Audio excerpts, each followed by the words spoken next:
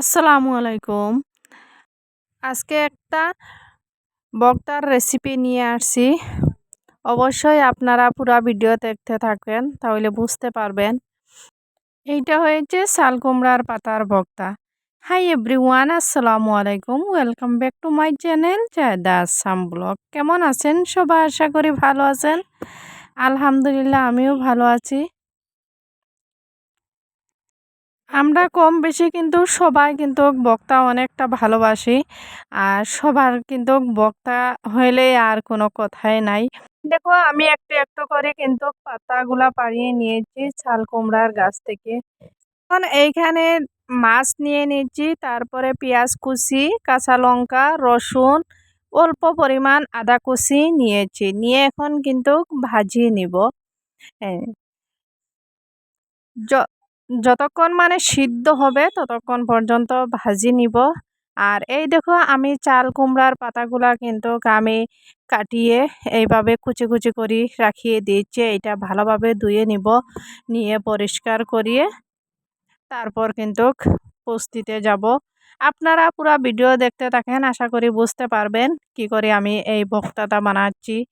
আর অবশ্যই একবার এইভাবে ট্রাই করবেন, আশা করছি অনেকটা ভালো লাগবে। মাছগুলা কিন্তু আমি কম তেলে ভাজিয়ে নিয়েছি, বেশি তেল দিব না। আর তা না হইলে কিন্তু ভর্তাটা টেস্ট হবে না, তেলচি তেলচি লাগবে।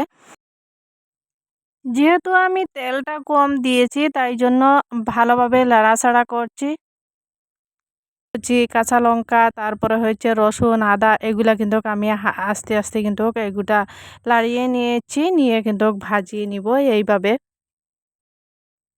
আর এইগুলা কিন্তু আমি তেল ছাড়া ভাজিয়ে নিয়েছি।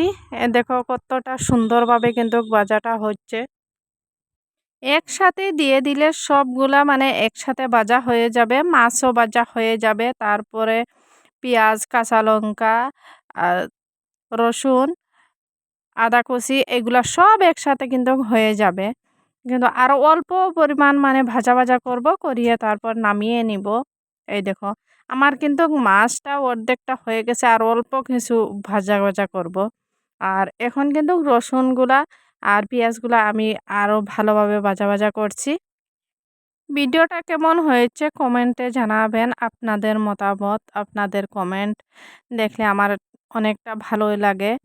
আর কে কোথায় থাকি দেখছেন আবারও বলছি, কমেন্টে জানাবেন। যারা আমার চ্যানেলে নতুন জয়েন্ট হয়েছেন, প্লিজ চ্যানেলটা সাবস্ক্রাইব করে নেবেন আর একটা লাইক দিয়ে ভিডিওটা দেখা শুরু করবেন। এই দেখো, আমার মাছও ভাজা হয়ে গেছে, পেঁয়াজ সবগুলা ভাজা হয়ে গেছে, আমি নামিয়ে নিচ্ছি। এখন আমি কুমড়োর পাতাগুলা মানে ভালোভাবে ধুয়ে পরিষ্কার করিয়ে এই দেখো আমি কিন্তু তাওয়ার মধ্যে দিয়ে দিচ্ছি। এইখানে কোনো তেল ব্যবহার করব না, কোনো পানি ব্যবহার করব না, শুধু লবণ দিয়ে দিব। দিয়ে একটু নাড়াচাড়া করিয়ে তারপরে ঢাকনা দিয়ে ঢাকিয়ে দিব। 2 মিনিটের জন্য ঢাকনা দিয়ে ঢাকিয়ে দিব। 2 মিনিট। এই দেখো, আমি কিন্তু লবণটা দিয়ে দিচ্ছি। অল্প পরিমাণ লবণ দিয়ে দিচ্ছি, যেহেতু পাতাগুলা মানে সিদ্ধ হয়ে আরও কমিয়ে যাবে, তাই জন্য অল্প পরিমাণ দিয়ে দিচ্ছি। দিয়ে এইটা মানে ভালোভাবে নাড়িয়ে এই দেখো একটু একটু করে জল বেরোনো শুরু হয়ে গেছে। আর আমি এখন ঢাকনা দিয়ে ঢাকিয়ে দিয়েছি। দিয়ে আবারও কিন্তু ঢাকনাটা মানে তুলে নিয়েছি, নিয়ে আরও অল্প পরিমাণ মানে নাড়াচাড়া করিয়ে নিব। নিয়ে তারপরে আবার কিন্তু ঢাকনা দিয়ে ঢাকিয়ে দিব আরও 2 মিনিটের জন্য। এই দেখো মানে পাতাগুলা সিদ্ধ হয়ে একদম কমিয়ে গিয়েছে।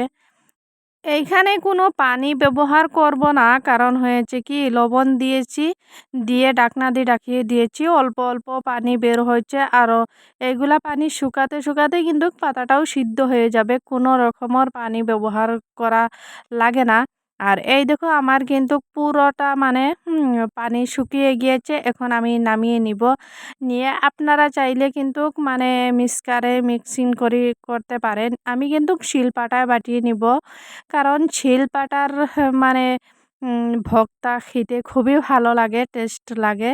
তাই জন্য আমি কিন্তু শিলপাটায় বাটিয়ে নিব। আপনারা চাইলে কিন্তু শিলপাটায় করতে পারেন আর মিক্সারেও করতে পারেন।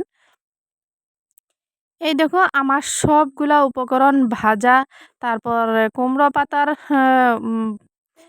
সিদ্ধ করা হয়ে গেছে। আর দেখতে কতটা সুন্দর লাগছে, লোভনীয় লাগছে। ভর্তা করার পরে কিন্তু আরো লোভনীয় লাগবে।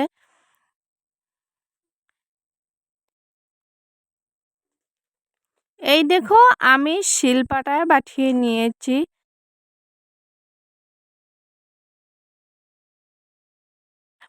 কিন্তু আমি শিলপাটায় বাটিয়ে নিয়েছি কারণ ভর্তার মেইন স্বাদ হয়েছে কি শিলপাটা।